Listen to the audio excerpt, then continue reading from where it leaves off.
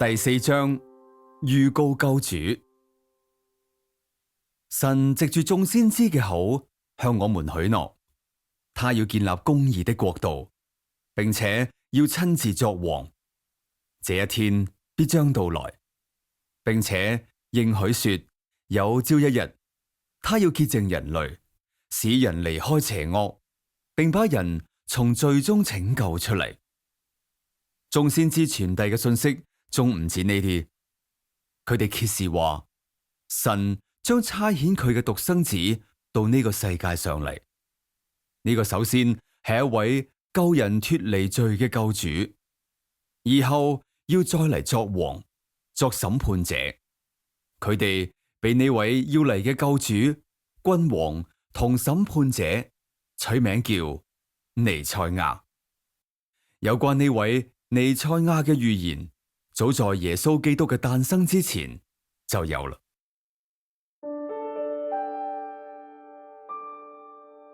以賽亞的預言。天上嘅神談到彌賽亞，就話：睇下，呢個係我嘅僕人，我所挑選嘅，我高舉佢，喜愛佢，我將我嘅靈賜俾佢，佢要為萬國帶嚟正義。他不喊叫，不喧嚷，在街市上也聽不到他的聲音。他不折斷已壓傷嘅蘆葦，也不吹熄將殘滅嘅燈火。他要忠誠地傳揚真理，他不失望，也不灰心，直到他在地上建立起正義。遠洋群島嘅人都將期待佢嘅教導。創造咗天同地，賜生命俾人類嘅神，對佢嘅僕人話：我就係神，我為了正義召你來，我必定扶持你，守護你。我要你成為我同萬民立約嘅保證人，也叫你成為萬國之光。你要開啟盲人的眼睛，釋放俘虜脫離黑牢，解救坐在黑暗中嘅人們。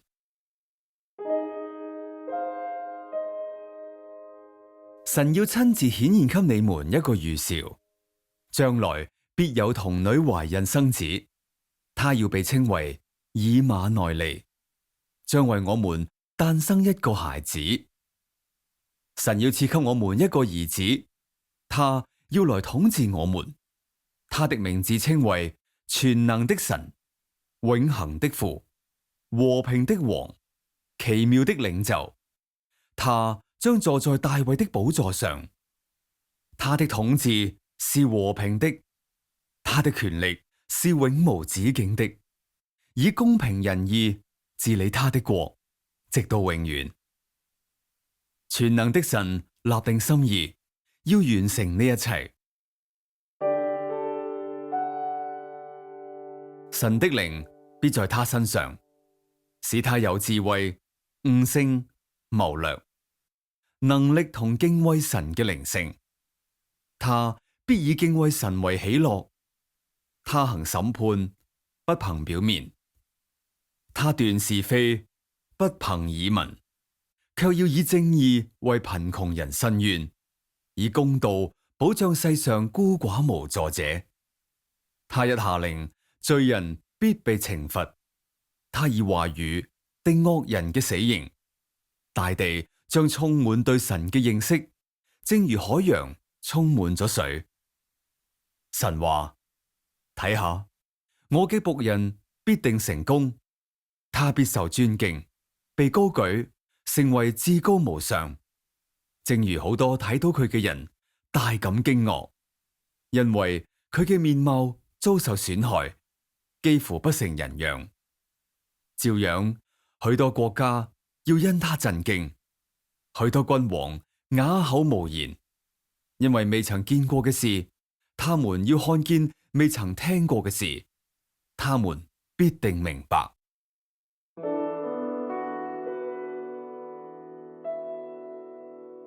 我們所傳的，有誰相信？神嘅能力，有誰理會？喺神面前，他像生長中的嫩芽，仿佛一根幼苗在旱地裏生根。他沒有美好的容貌，讓我們羨慕，也沒有威儀軒昂的形象，使我們仰慕。他被藐視，被人拒絕，他受盡痛苦，飽嘗憂患。人們都掩面不看他，輕視他，我們也不把他放在眼裏。其實他擔當嘅係我哋嘅憂患，背負嘅係我哋嘅痛苦。然而我們還以為他該受懲罰，認為他是自討苦吃，而受神嘅打擊同虐待。誰知他被刺傷，正是由於我們的罪過；他被壓傷，是承擔我們的罪惡。誰能想到他受刑罰，才使我們得到了平安？因為他挨毒打，我們才得到醫治。我們正像小羊羔迷失了方向，各從爾意，隨心所欲。但係神使我們眾人的罪孽全都積壓在他一人身上。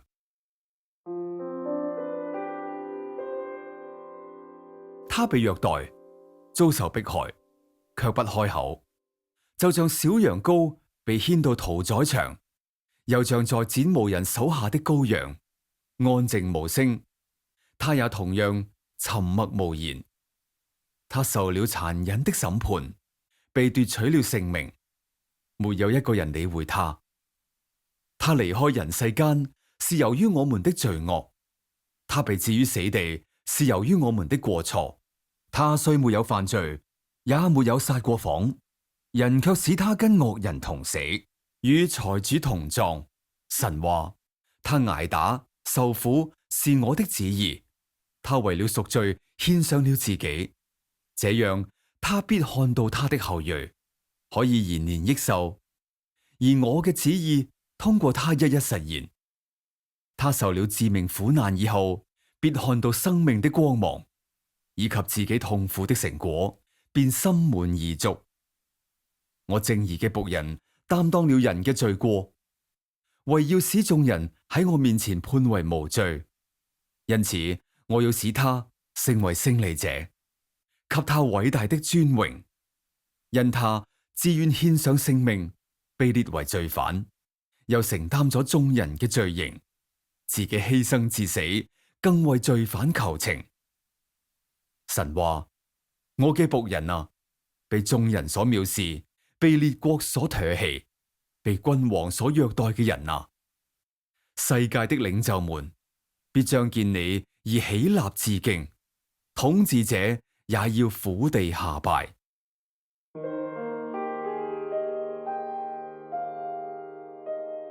神話乾渴嘅人啊，來吧，這裏有生命的泉水；沒錢的人也來吧，來吃東西吧。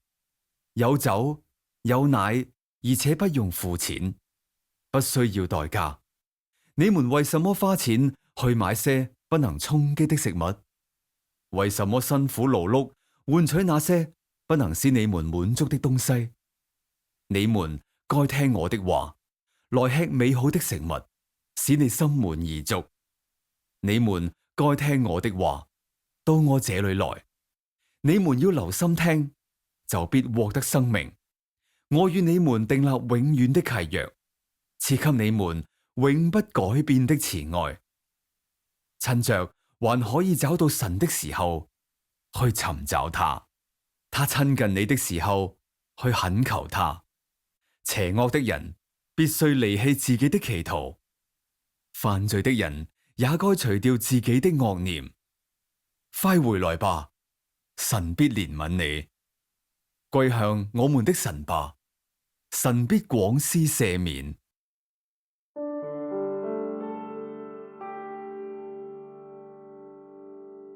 但以理的預言。巴比倫帝國的王伯沙撒元年，但以理在床上做了一個夢，他就把夢境中的異象記錄落嚟。在夜間的異象裏，我看見幾個寶座，有一個寶座上坐着那位萬古永存者，他的衣服潔白如雪，他的白髮如純淨的羊毛，他的寶座乃是火焰，寶座的輪子由烈火形成，有一道火河從他面前湧出嚟，有成千的天使侍候佢，上萬的人站在他的面前，他坐着要進行審判，案卷都展開了。在夜間的異象裏，我又看見一位好像人子的，駕着天上的彩雲而來，到萬古永存者嘅面前。佢得到咗政權、榮耀同國度，各國不同種族嘅人民，各種方言嘅人都順從遵服佢。佢嘅統治將永世長存，佢嘅國度必永無止境。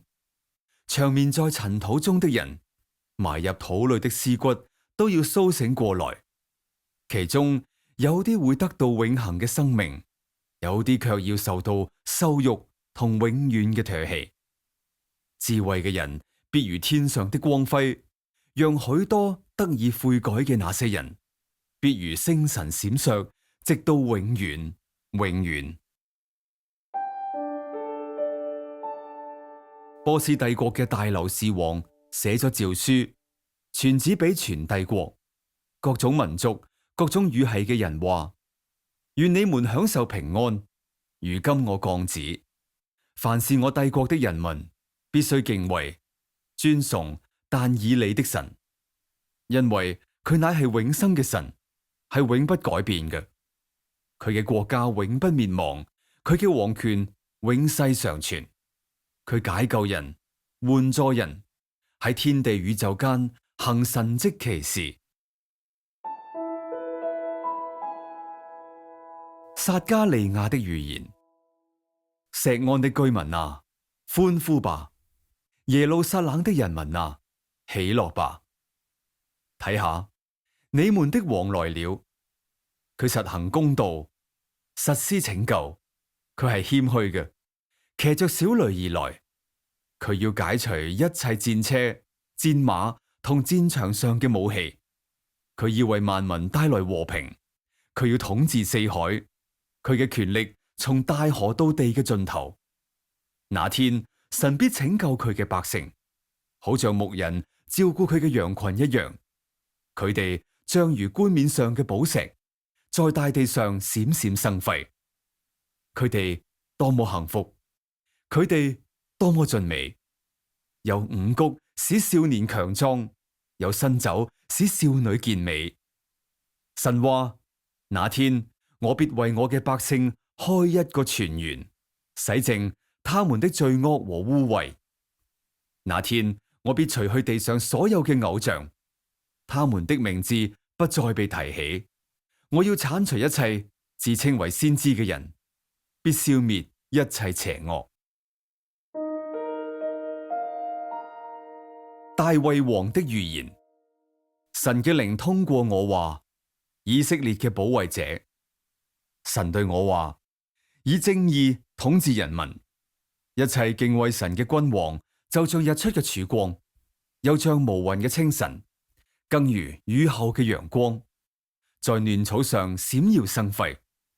我嘅家族係神所挑選賜福嘅，神與我訂立咗永恆嘅契約。佢對我話：當你壽終正寢，與祖宗一同長眠以後，我必使你嘅後裔耶穌為王，我必定堅固佢嘅江山。我要作他的父，他要成為我的兒子。我的雙手必扶持佢，我的力量要使他強壯。仇敵永遠不會勝過他，邪惡之子不能陷害他。我要粉碎他的仇敵，擊敗所有憎恨他的人。我嘅信實和慈愛與他同在，他要因我而得到頌揚。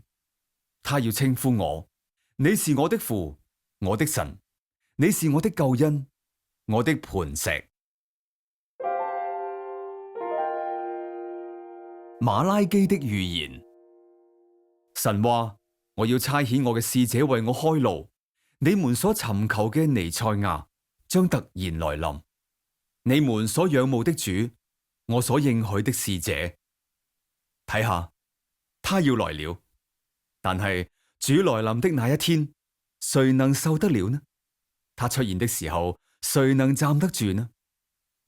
神話，那時我要到你們那裏執行審判，那些行邪術嘅、犯奸淫嘅、說謊話嘅、剝削僱員工錢嘅、凌辱寡婦嘅、欺負孤兒嘅、排擠無依無靠窮人嘅，以及不被敬畏我的人，我必審判他們，懲罰他們。神話，我係永恆不變的王，我憐憫的心永不休止，所以我還沒有把你們完全消滅。從你們祖先開始，你們就偏離我的規定，不肯遵從。不過你們仍然可以歸向我，來吧，我一定原諒你們。但係你們竟然說，我們根本沒離開你啊！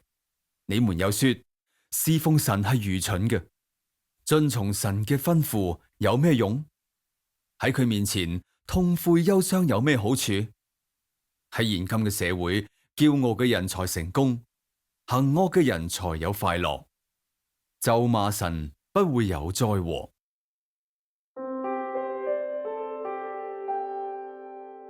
神話，睇下，那日子快到了，勢如冒出赤焰嘅火爐。那天，一切傲慢嘅人、作惡嘅人，都要像乾草那樣被火焚燒，連根帶枝，蕩然無存。然而，對敬畏我嘅人，必有正義嘅太陽升起，佢嘅光芒有醫治嘅功能。